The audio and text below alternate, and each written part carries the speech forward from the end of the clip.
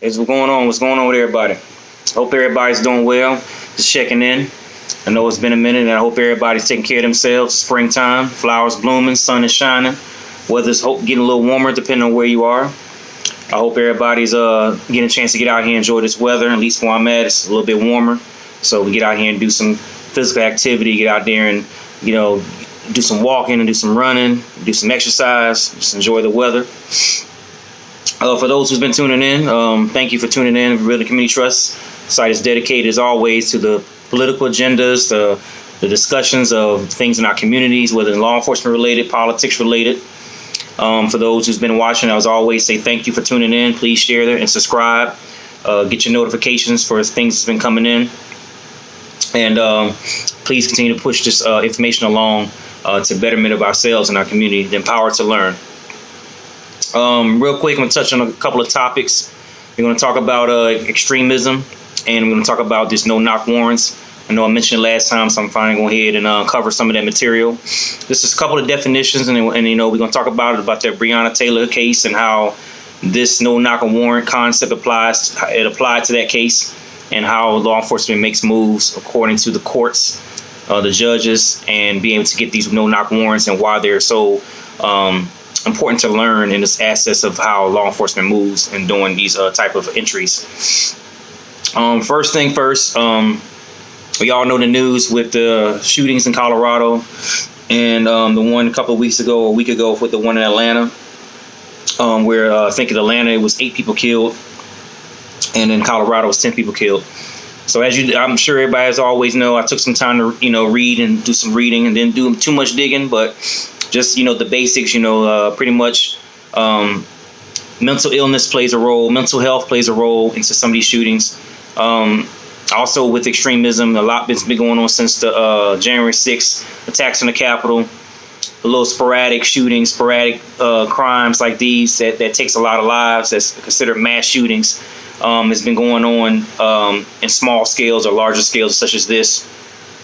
Extremism, defined, it's the holding of extreme political or religious views and fanaticism. So in the sense of people that, extremist groups, Ku Klux Klan, some of these other different organizations. I just gave that one example because that's the most known, of people operating out of the beliefs and morals that, the government should operate in a certain way, society should operate in a certain way, and if they don't, causes people to act in a certain way and want to take their anger, their frustration out on the public. When it comes to the shooting in Atlanta, pretty much, I don't have his name. I didn't even look at his name, but an individual walked into these salons and started targeting Asian Americans, and for whatever reason, the hate and the racial hate and racism is tied into it, and he was targeting the Asian American community. Lately, the attacks on the Asian Americans, as I mentioned in the last video, if you go back and check it out, was due to people associated with the coronavirus and China and stuff like that. So they target all Asian Americans. All right. To me, extremism is in relation to hate. I had a call earlier where a discussion, inclusion call at my job, and we talked about the extremism and how it's the question I asked was, how did extremism is in relation to racism?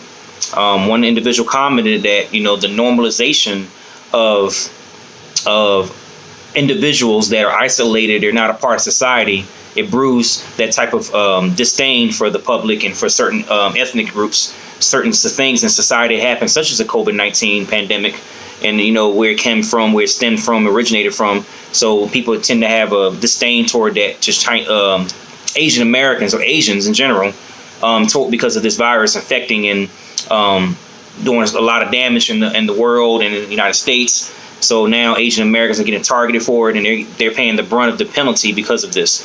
And it goes back to African Americans. Certain things happened in over the years with African Americans. They get the targeted group, or it's Latinos or Hispanics, any minority. All right. And then even some whites, they get targeted. Right. That's in the lower socioeconomic scale.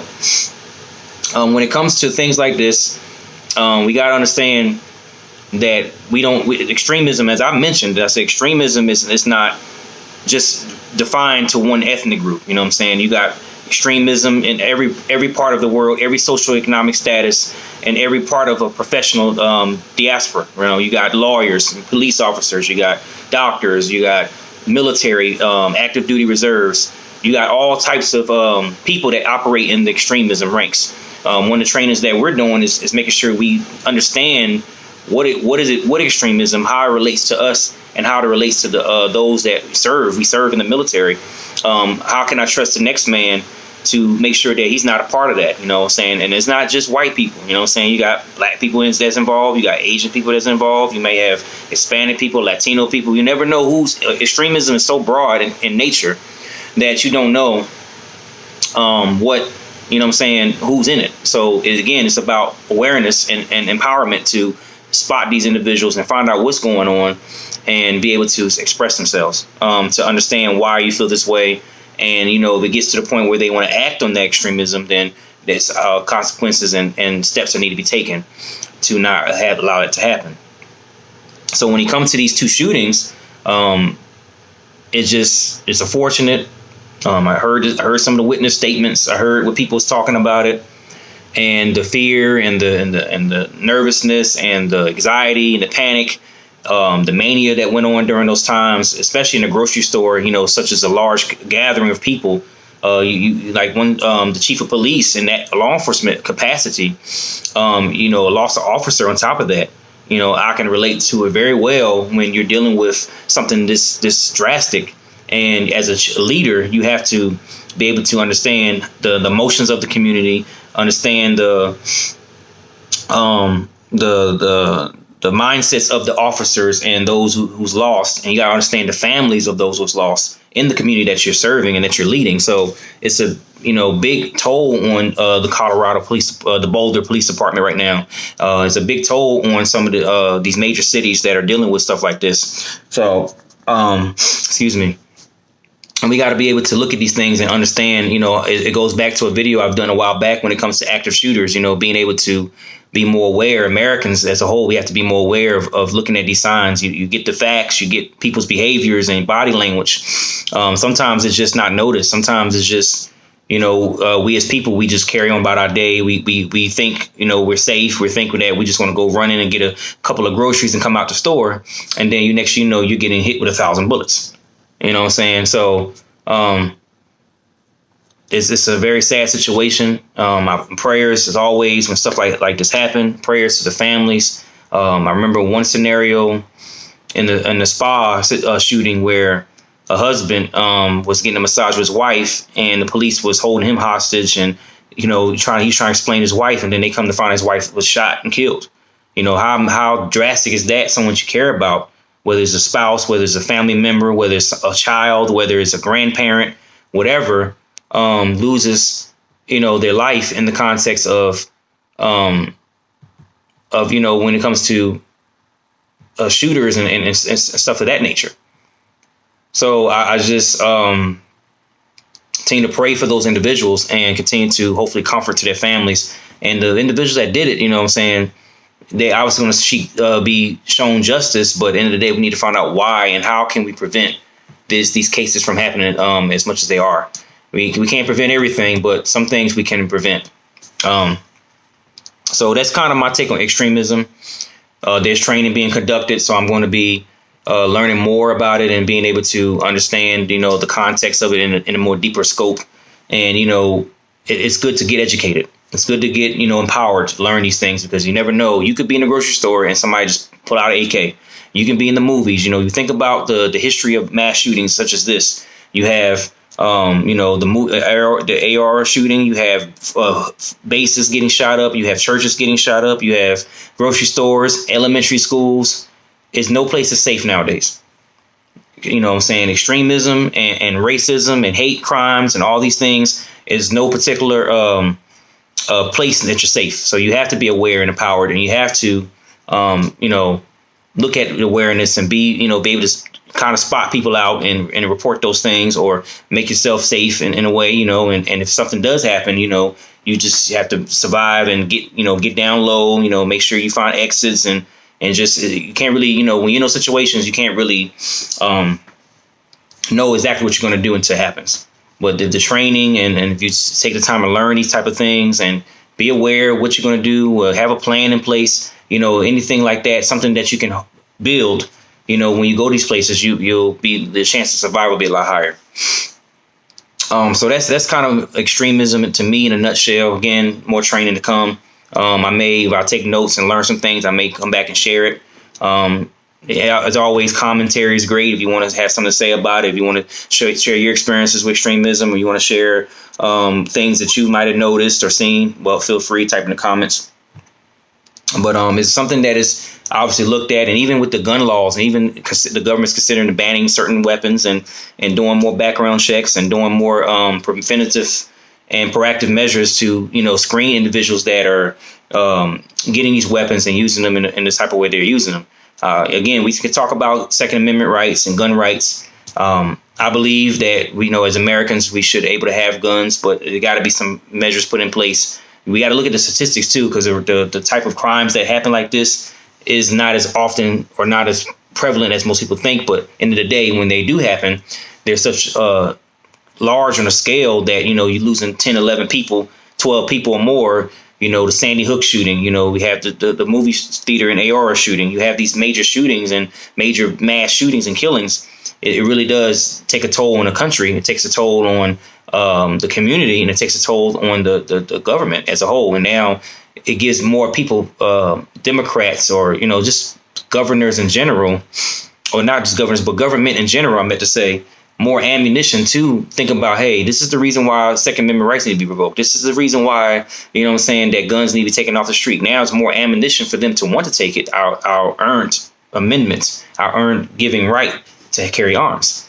So, in a sense of that, again, having guns, to protect your personal property or your persons, your people that you live is essential, because by the end of the day, people breaking in people's homes and they don't have ways to protect themselves. You're trying to dial 911. It's going to take an average police officer 15 minutes to get there. So you got 15 minutes to try to defend yourself and make sure you don't die between the process for a police officer gets to the scene. You know what I'm saying? So I believe that guns are needed, in the right context. But at the same time, I do, something has to be put in place to make sure that we're screening people to buy weapons. We're having some type of proactive measure in place. So when you have these type of shootings and mass killings that, don't, basically saying we don't want people to die in vain from what happened out here. You know what I'm saying? Let's honor the people that were lost in some form to be able to hey, let's put something in place to hopefully streamline the process of purchasing weapons, or do something to where not to get rid of that concept of keeping weapons or not get rid of that Second Amendment right, but be able to streamline that process down to, hey, you can't purchase a weapon due to this, or have a proactive measure in place, do the research, see what's going on. Nothing's perfect because we're in a perfect world, but something should be put in place to help protect those who are defenseless, who are, putting the hope in the law enforcement and the government to protect the citizens of this country and from things that's happened in Colorado and in Atlanta. So that's kind of what it is with extremism. Like I said, I'll put more out, but that's kind of what I have to say, that because it's really a devastating time, to see this stuff on the news, and you see the emotions, you see the respects, memorials, you see people's reactions, you see the lawmakers and the politicians, their reactions to this shooting, and it's causing a lot of people. It's causing a lot of questions to be asked about having guns in this country. So, we have to stand by for that. So NoKnock Warrants. Real quick, I'm just going to go over NoKnock Warrants.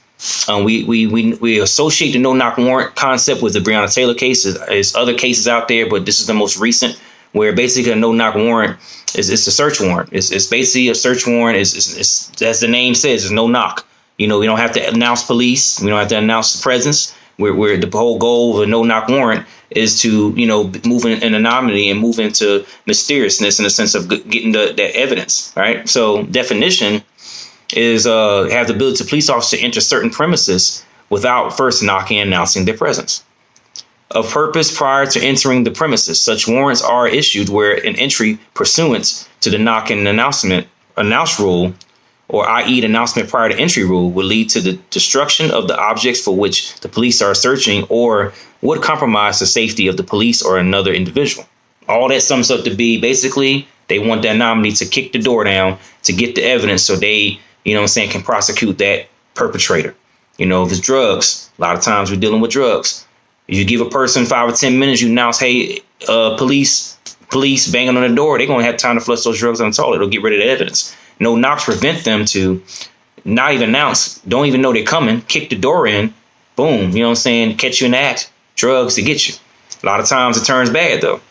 Just like Breonna Taylor. We look at the case. I'm sure people study the case by now. It turns bad because police, they move, and you know what I'm saying, a lot of times that they, you know, the people behind the door, they don't know. You know, it's for example, if somebody's kicking down your door and they don't announce police, right, and they're kicking down your door, guess what? They're going to defend their home, especially if they carry a gun.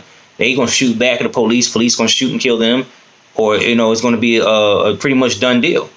So the no knock is really it serves a purpose for law enforcement to get the evidence, but then you got to understand, if somebody's got a gun behind there and they don't announce and they kicking that door in, they have a right to protect their home. It's the Second Amendment right. As far as evidence concerned, it's great for law enforcement's perspective because we can just kick that door down. Boom, there's the evidence. We get what we need, or catch you in the act of crime.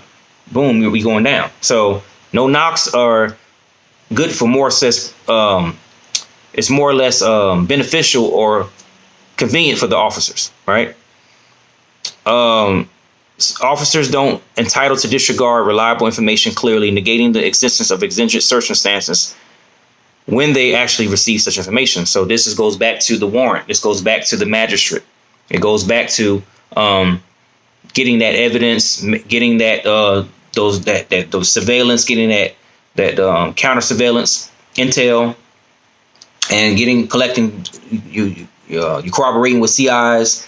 You're talking neighbors, you're doing your due diligence, and you're getting all the evidence that you need. And then now you're moving to the magistrate and saying, hey, this is what I have. This qualifies for search warrant or a no knock warrant. I've talked to witnesses, CIs confirmed it. I got intel. I got my surveillance. I did whatever I needed to do. I might have caught them with drugs movement. We just talking about drugs, take as an example. I caught them moving the drugs out. I caught, suspicious vehicles, or you see suspicious, I can't pronounce it, suspicious persons gathering, at the area. You see all types of stuff, right? So that gives you an opportunity to go and put out, a warrant, especially a no knock warrant, to go and retrieve that evidence so you can get the prosecution going and get something for the judge and for the lawyers to use. It was some article I read. I had it pulled up, but I guess it timed out.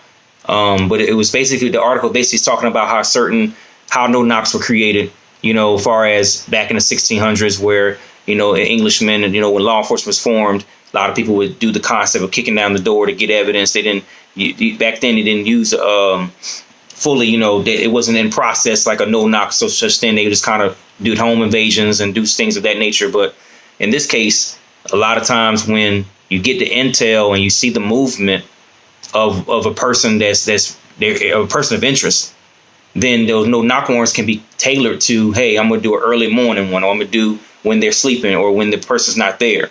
In Breonna Taylor's case, it was around in the early morning hours when this thing went down. And, when no knock warrants, we're going to find the most vulnerable spot, the vulnerable time to go and execute this warrant. And a lot of times when people are sleeping, or in the morning, early morning, talking about midnight, 1 or 2, 3 o'clock in the morning. So it's sometimes when police plan these things out, when it comes to no knock warrants, they have an agenda in place to, retrieve evidence or catch person in act. So in the sense of Breonna Taylor, when they executed this warrant, they didn't know, for the most part, they could have assumed that the individual behind the door shot a boyfriend, or some people say that she shot, but this was the boyfriend that shot, and one shot, and then the police had a right to use deadly force and pretty much, shot the apartment up in different angles, different perspectives. They had police posted out certain areas, so you can come in vulnerable spots like windows, or, glass doors, sliding doors, balconies, whatever they were planted. And it was easy to execute the warrant and get inside and then use deadly force if needed. So in the sense of no knocks, are they beneficial for more or less for the police department, but is it effective in catching the person in act or causing evidence to be retrieved? not in the sense of taking innocent lives or people that's in a crossfire because someone's going to shoot back because the police didn't even take the time to announce themselves, and then that person's thinking they're defending their home, but they're actually shooting at the police, and then the police will say deadly force and light the whole place up. You got 50 to 100 bullets plus more. You're shooting how many rounds you're shooting? 250, 300 rounds. Whether they make contact or not, you got all these bullets flying, and where you pretty much whoever's inside, they're done. And if there's an innocent person inside, they're 9 times out of 10 they're gonna get caught in the crossfire, and then you got an innocent civilians dead because they are associated or they were with or inside the place where the warrant no-knock was served. So when you think about no-knock warrants, we got to be careful, on understanding what they really are and studying these things. So when it involves a person of interest, whether if it's a murder or crime, drugs, more likely drugs is where it's going to be used because they want to catch the person in act and retrieve that evidence so they can prosecute that perpetrator, that individual that's participating in the act. And that's what no-knocks are used for. So the biggest thing is understanding what it is, a no-knock is, and understanding how the purpose of it. So if someone's involved in something, 9 times out of 10, you get in surveillance or they getting their intel on you, then at some point they're going to come in there without announcing themselves. At some point, depending on what they're trying to do, what's the agenda, what the mission is for to retrieve that perpetrator, they're going to do these no-knock warrants, and it's up to the judges and the magistrates and even some of the district attorneys and even those involved in the court system to make these decisions to approve a no-knock warrant for police to enter. They have a plan, a tactic in place. They're well trained. They have SWAT. They have detectives on scene to plan this out carefully. One of the things with intel is to consider that although the perpetrator is moving in and out the home, what are they considering as far as the innocent bystanders, whether it's children, women, or people that's innocent that's not involved? I wonder if that's accounted for. It depends on who's planning out that warrant, who's carrying it out. Depending on where the location, depending on how many people's there, depending on where it's at, house, apartment, condo, the building, all that stuff plays a role. So it's a lot of moving parts with a no-knock. I just kind of want to cover the basics of what it is. You can read up on the Breonna Taylor story of those. I'm sure by now everybody's read up on it, and it actually tells you what happened in the details as you read out through different sources. But at the end of the day, this is an example of no-knock going wrong. Then don't announce yourself. You got neighbors. They even shot into other neighbors. Reckless endangerment or something of that nature, where they shot into. They were shooting so much, different angles and shooting so much that bullets got lodged into other people's apartments. So that's something you got to consider. If you're doing a no-knock warrant in an apartment building, you got to be really careful with the planning. You got to understand you got the neighbors. You might want to get some of the neighbors out. You might want to warn them at least. It could be anything, but you have to take an account for innocent bystanders, because at the end of the day, if you're carrying out a warrant, it gets bad. It possibly high risk somebody else is going to get killed.